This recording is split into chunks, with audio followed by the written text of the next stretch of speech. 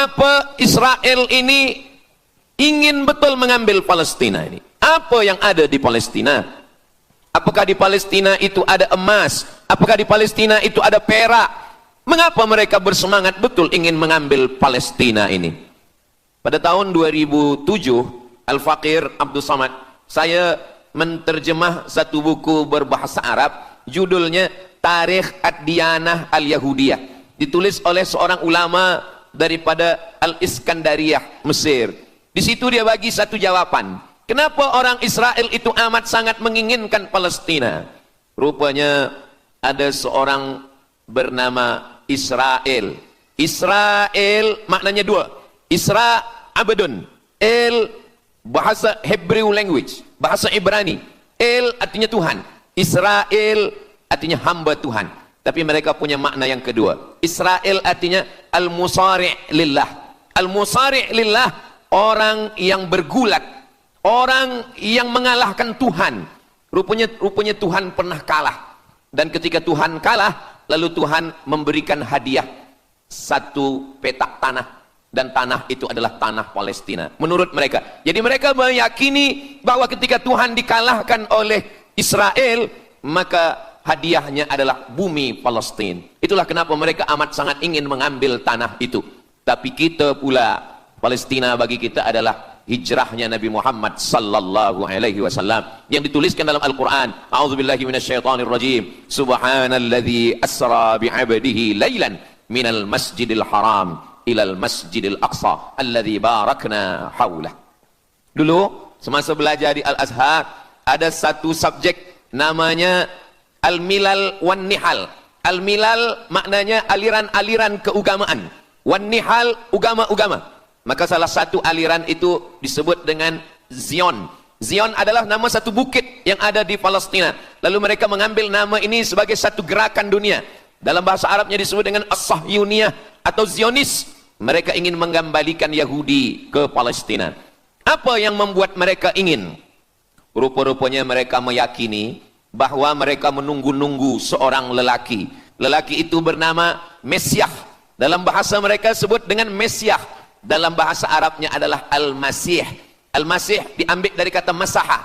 Masaha artinya disapu. Kita dalam wudhu ada menyapu. Idza qumtum ila shalah, kalau kamu ingin sembahyang, faghsilu wujuhakum, muka dibasuh. Wa aydiyakum ilal marafiq, tangan pun dibasuh hingga ke siku. Tapi kepala dengan telinga tidak dibasuh. Kepala dengan telinga disapu. Wamsahu biru'usikum, disapu. Jadi kenapa dia dikatakan Al-Masih? Kerana dua. Pertama, waktu lahirnya badannya disapu dengan minyak. Yang kedua, setelah dia besar, bila dia tengok orang lumpuh, dia sapu. Orang yang lumpuh boleh tegak berdiri. Bila nampak orang buta, dia sapu. Orang buta boleh menengok. Bila nampak orang mati, dia sapu. Dan orang mati pun boleh tegak berdiri. Dia tunjuk tanah, ya ard umbuti, wahai tanah tumbuh tanaman. Dia tunjuk langit, ya sama imtiri, turunkan hujan.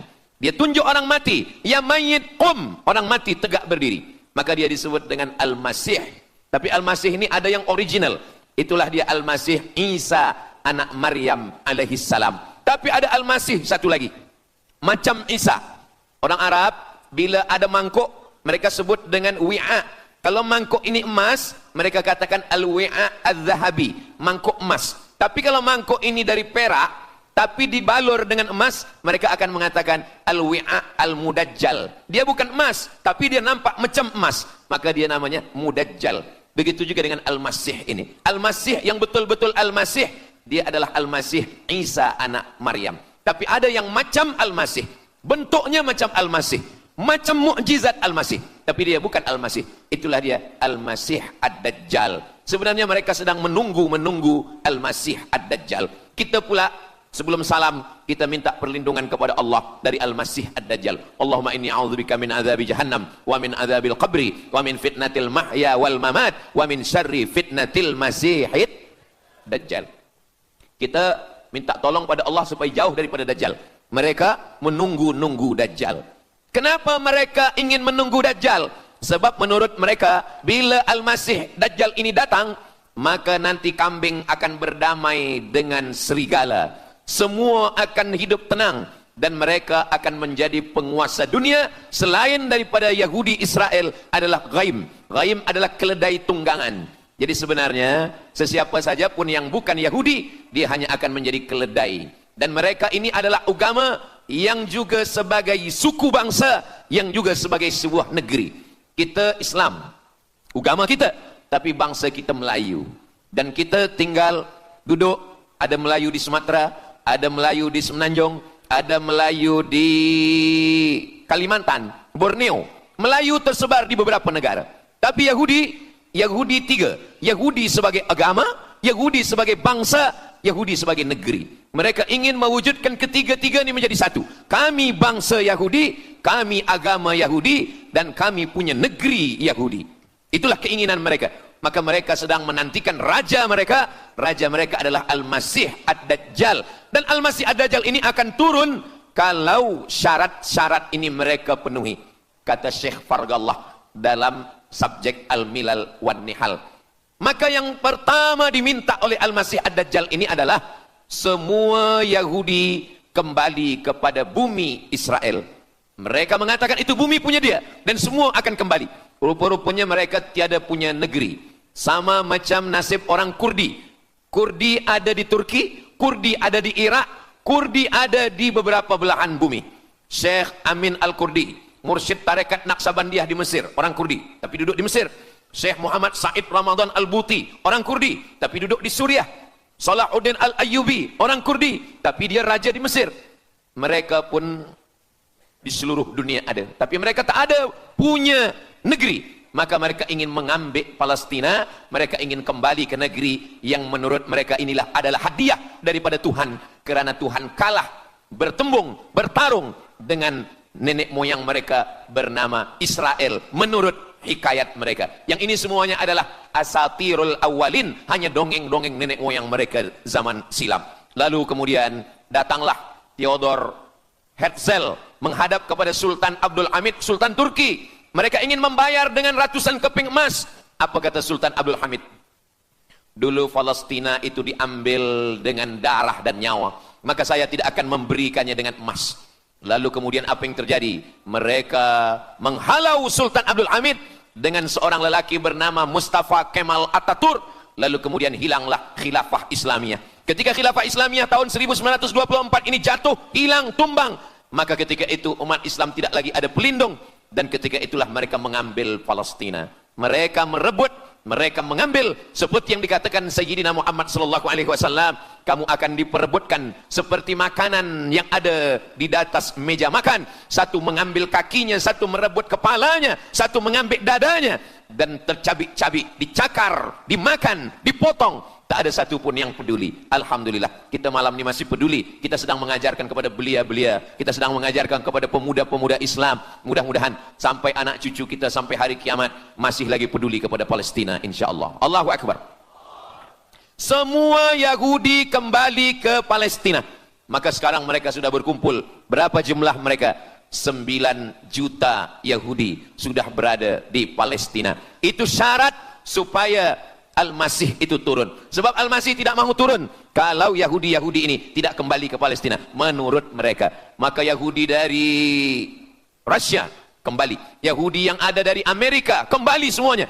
Dari mulai tahun 1946 sampailah hari ini 2025, tahun hadapan 2026, 80 tahun lamanya mereka sudah berkumpul menunggu kedatangan Al-Masih dengan cara berkumpul. Dan mereka yang datang ini hanya keturunan Yahudi dari puak ibunya saja. Yahudi ini tidak menerima dari puak ayah. Jadi kalau ada ayahnya Yahudi, emaknya tak Yahudi, dia tiada diterima. Sebab mereka guna dari puak ibu. Maka bila ibunya Yahudi, maka dia akan diterima. Ada satu Yahudi yang tidak diterima. Yahudi Falasha dari Afrika. Yahudi Falasha ini datang, mereka dari Ethiopia, mereka menyeberang ke Sudan, dari Sudan mereka masuk ke Mesir, dan mereka datang ke Palestina. Mereka pun nak masuk juga, tapi mereka tertolak. Sebab dia mengaku Yahudi, tapi kulit dia hitam. Saya tak tahu di tempat kita, tapi di tempat saya banyak juga Yahudi, namanya Yahudi pesek. Kulit dia hitam, hidung dia pesek, tapi otak dia Yahudi. Ini lebih berbahaya lagi. Mereka menyebarkan kebencian. Jadi sebenarnya Yahudi adalah makhluk yang paling unsuri, rasisme. Mereka tiada menerima selain daripada Yahudi. Siapapun yang datang ingin mengaku orang Yahudi, kalau ditengok nasabnya tidak sesuai daripada ibu, dia tidak akan diterima. Sedarlah wahai orang yang membela-bela Yahudi. Wahai orang yang membela Yahudi, kalau kamu bukan Yahudi, maka kamu tidak akan diterima. Kerana Yahudi adalah agama, Yahudi adalah bangsa, dan Yahudi adalah negeri. Mereka ingin mewujudkan ini. Maka berdatanganlah Yahudi beramai-ramai, lalu mereka pun turun ke Palestina. Sampai hari ini mereka terus berdatangan. Lalu kemudian yang kedua, syarat Yahudi didatangi oleh Al-Masih, Mesias, mereka mesti menanam tanaman yang hijau. Jadi kalau mereka bayangkan, Al-Masih ini sedang berada di langit, dia selalu memandang ke bawah, dia tengok Yahudi dah berkumpul atau belum. Kalau berkumpul dia tak nak turun. Bila dah berkumpul semua ramai, baru dia turun. Dah berkumpul 5 juta, dia belum juga turun. Dah berkumpul 9 juta, dia belum juga turun. Rupanya yang kedua, dia ingin supaya tanah Palestina itu hijau. Bila nanti dah hijau semua, baru dia turun. Dan tanaman yang hijau itu pun dia yang memilihkan tanamannya. Tanamannya adalah yang disebutkan Nabi 14 abad silam, Syajaratul Gharqad. Nanti semua akan membela umat Islam. Sampai-sampai batu berkata, apa kata batu? Ya abdallah, wahai hamba Allah, hadza Yahudi khalfi, ini di belakang saya ada Yahudi, faktulhu, bunuhlah dia. Kata Nabi, jangankan manusia, batu pun membela umat Islam. Batu akan berkata, ya abdallah, wahai hamba Allah, hadza Yahudi, ini di belakang saya ada Yahudi, faktulhu, bunuh dia. Tapi ada satu yang membela mereka. Siapa dia? Syajaratul Gharqad, pokok kayu Gharqad. Allah menunjukkan sampai hari ini mereka menanam pokok Gharqad ini. Saya belajar ke Mesir tahun 1998. Musim panas tahun 1999, saya pergi ke satu kawasan bernama Aris. Selepas itu pergi ke sebuah kota, kota ini bernama Rafah. Rafah ini dibagi dua, setengah diambil oleh Yahudi, setengah lagi diambil oleh Mesir. Dari sempadan ini kita boleh menengok hijau. Lalu saya pun bertanya kepada ulama yang mendampingi kami, Tuan Syekh, itu pokok apa yang hijau? Kata Syekh, itulah pokok yang disebutkan Nabi Muhammad sallallahu alaihi wasallam.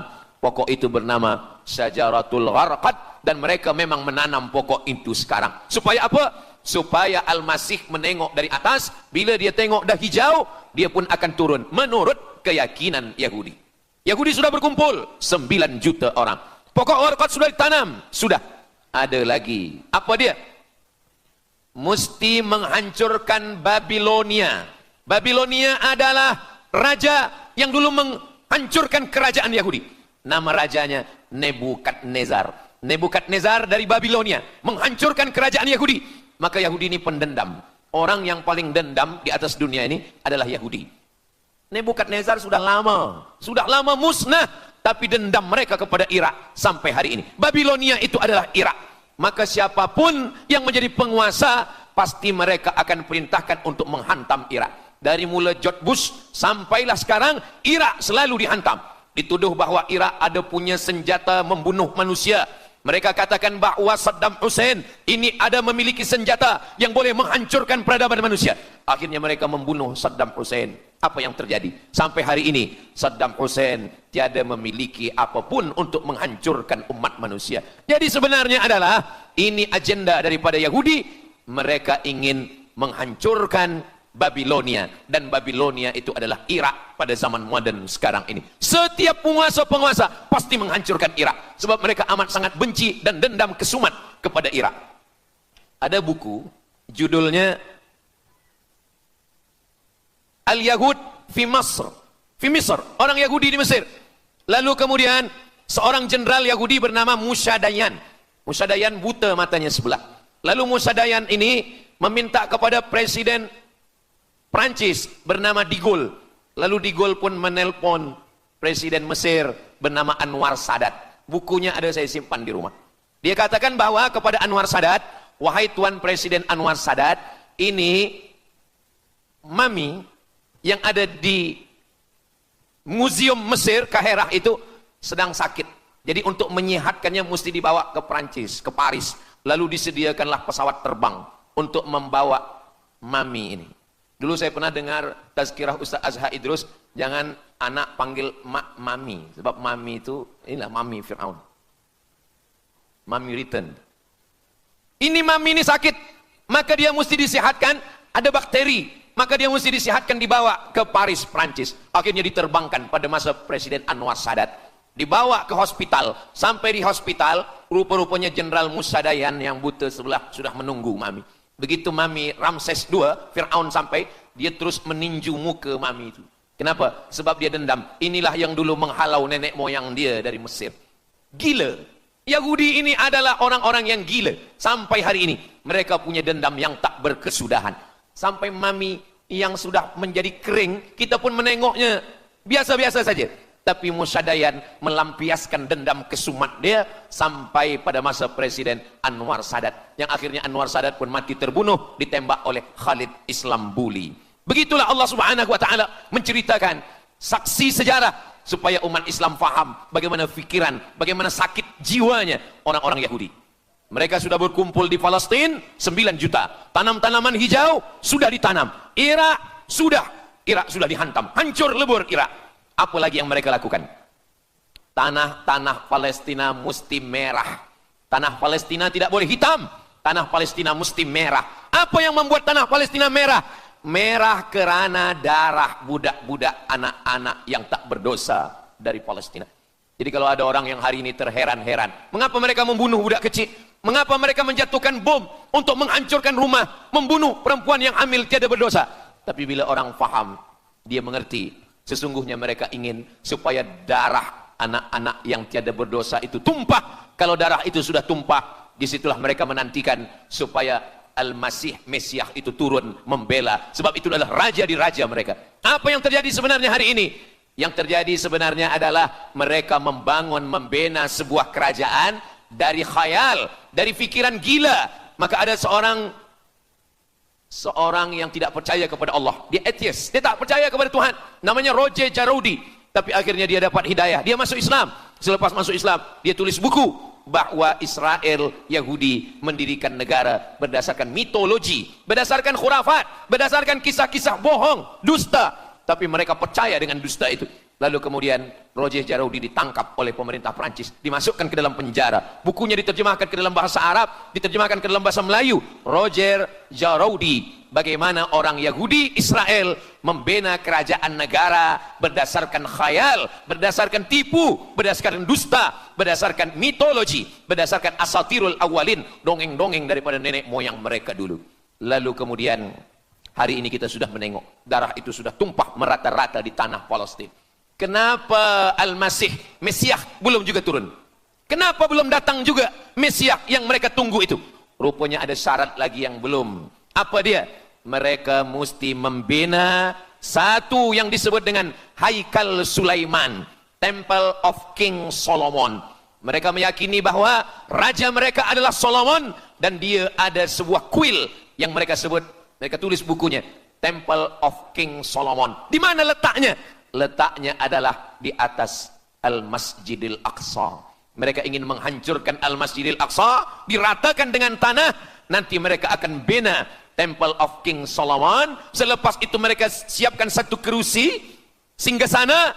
Selepas itu nanti barulah turun Al-Masih, Mesiah yang dijanjikan menurut mereka. Yang semuanya ini adalah dusta, bohong, tipu daripada Zionis, kerana mereka ingin menguasai dan mereka ingin membuat sebuah negara yang sangat besar, yang negara itu disebut dengan The Great Israelian, Israel Raya. Dia dari 2 sungai. Biasanya orang membuat map itu rahasia. Map biasanya rahasia yang disimpan. Tapi orang Yahudi Israel, mereka buatkan mapnya di dalam bendera mereka. Kita membuat sesuatu yang rahasia kita simpan, tapi mereka membuat satu garis biru di atas, satu lagi garis biru di bawah. Yang di atas itu adalah Sungai Nil di atas, dan yang di bawah itu adalah Sungai Efrat. Sungai Nil di atas, Afrika Utara, Mesir. Sungai Efrat di bawah, Sungai Efrat ada di Irak. Lalu di tengah itu ada bintang segi 6. Apa maknanya? Mereka ingin membina sebuah kerajaan yang luasnya dari Nil hingga ke Efrat. Itulah kenapa ketika mereka membuka embasi di Kairo, ketika Israel membina embasi di Kairo, ini Sungai Nil, ini bagian atas, ini bagian bawah. Kerajaan Mesir membagi embasi Israel tanah di bawah Sungai Nil. Mereka tidak mau. Mereka ingin membina embasi di atas Sungai Nil. Kenapa mereka tidak mau membina embasi di bawah Sungai Nil? Karena menurut mereka di bawah Sungai Nil adalah negeri kami. Orang membina embasi hanya di luar daripada kerajaannya. Jadi sebenarnya menurut pengakuan mereka, Mesir yang ada sekarang, semua yang ada di bawah Nil hingga ke Efrat Irak, itu adalah kerajaan mereka. Yang kalau mereka mewujudkan itu nanti, mereka akan menjadikan semua manusia ini sebagai keledai tunggangan.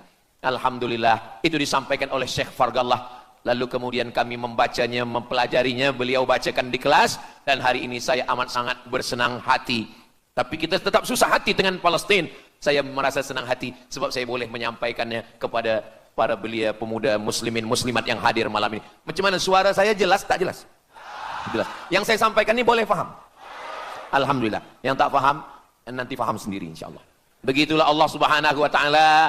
Saya dulu pernah berjumpa dengan Syekh Muhammad Jibril. Lalu kemudian saya tanya Syekh Muhammad Jibril, "Syekh, kenapa Allah membinasakan kaum Ad, kaum Thamud, kaum Madian? Wa ila Thamud akhahum Salihah, wa ila Madian akhahum Syuaiba, wa ila Adin akhahum Huda."